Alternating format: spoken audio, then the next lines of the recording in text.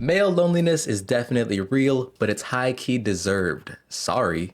If men want to not be lonely, they should try being nicer to be around. It's not a woman's job to fix it, and men need to care about their bros to fix it. These are the type of comments you can expect when speaking on anything involving the growing issue of male loneliness. It's women, and sometimes men, pointing the finger at men saying that if you're lonely, it's actually your fault. And I think a lot of this stems from their belief that we are asking women to date lonely men to solve the crisis, which is not the case at all.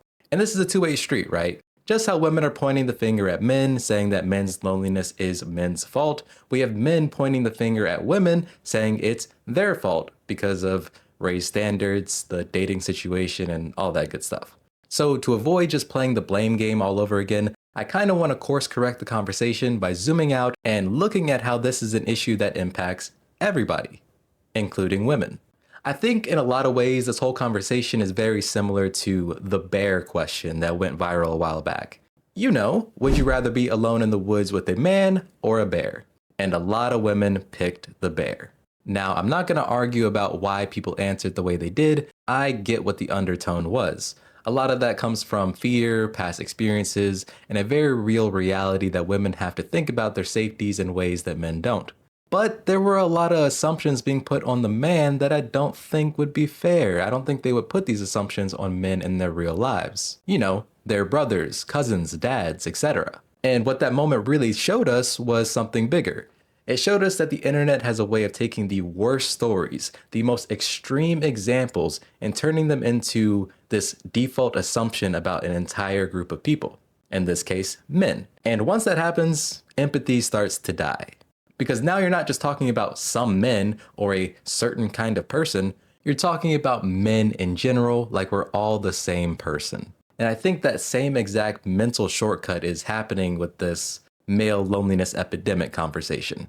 People see a certain type of lonely guy online, you know, maybe he's a little awkward, maybe he's a little bitter. They see this type of guy and they say, yeah, that guy deserves to be lonely. But if you zoom out into real life, most people aren't thinking about their brother, their cousin, their coworker, their friend's boyfriend, their dad as some kind of cartoon villain who's going to attack you in the woods. They're thinking about a very specific stereotype, and they're treating it like a whole category. And that's why the comments on this topic get so toxic so fast. Because once you believe lonely men deserve it, you stop seeing lonely men as people. Which is why I'm saying, even if you're a woman who feels like, I'm better off without men, sorry, this is still an issue that impacts you. Because although the spotlight is on men, loneliness isn't just a men's issue, it's a social connection issue. It's a big thing. The US Surgeon General literally put out an advisory calling loneliness and social isolation a public health crisis tied to worse health outcomes and higher risk of early death. And the numbers back up that this is not just some niche internet debate. Gallup found that 1 in 5 adults report feeling lonely on a daily basis. And young men in particular stand out as uniquely lonely in the US compared to other wealthy countries. But this is where it really starts to hit women directly. Morgan Stanley forecasts that by 2030, 45% of working women ages 25 to 44 in the US will be single. That is the largest share in history. And I'm not saying that single automatically means you're lonely. Some women are single and thriving. But just zoom out a bit and think about it like this. When a growing number of men are disconnected, discouraged, and they are opting out socially, it doesn't stay a man's problem. Because the real problem isn't men or women, it's that modern life is quietly built to make us more isolated. It's remote everything, it's screen everything, it's fewer real life spaces where people connect or even want to go to connect. It changes the whole ecosystem. The dating pool, the number of relationship-ready people, the timelines for starting a family, if you're into that kind of thing, and how hard it is to build a stable partnership in the first place. And Pew Research has found that a lot of single people aren't even looking, and this drop over time has been mostly driven by men. Now, male loneliness isn't the cause of all of this, but it is the loudest symptom in a bigger social connection issue.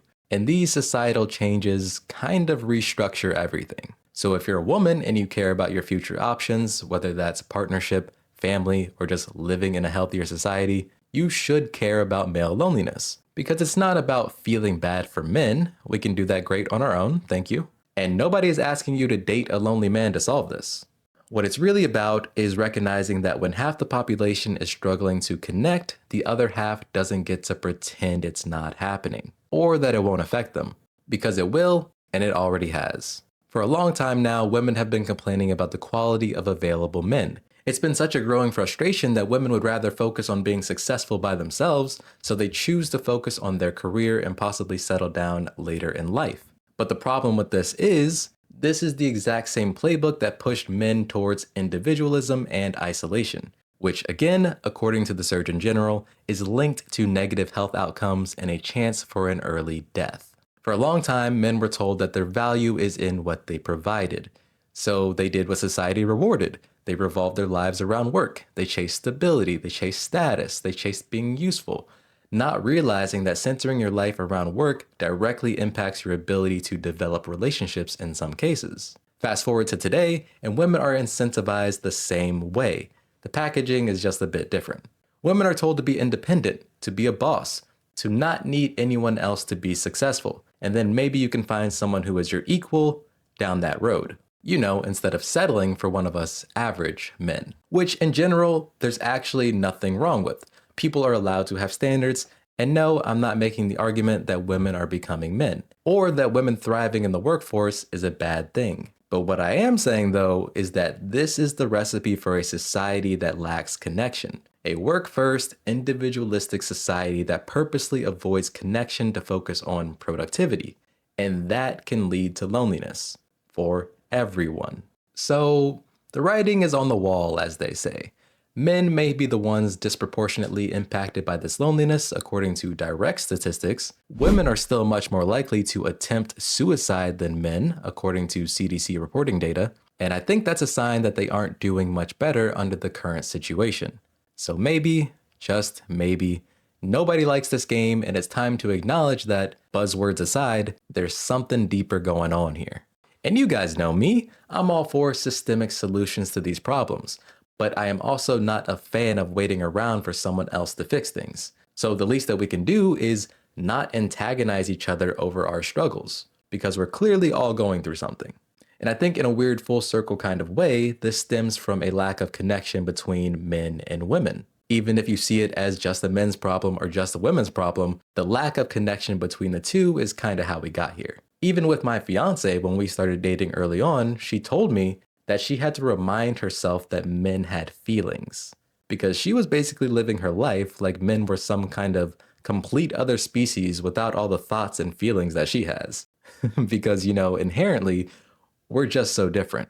And we've essentially been pulled in different directions for our entire lives. So this cold exterior gets built up towards the opposite sex, and it's reflected in the way that we treat each other. That is, until you break down that wall and have a chance to connect in a meaningful way that allows people to see each other and care about their struggles. The word is empathy, right? We could all use a bit more of it. But that's my 2 cents on the matter. What do you think? Do you think it's mostly a dating problem, a community problem, a culture problem? And what's one thing you've seen actually help? Let me know your thoughts down in the comments.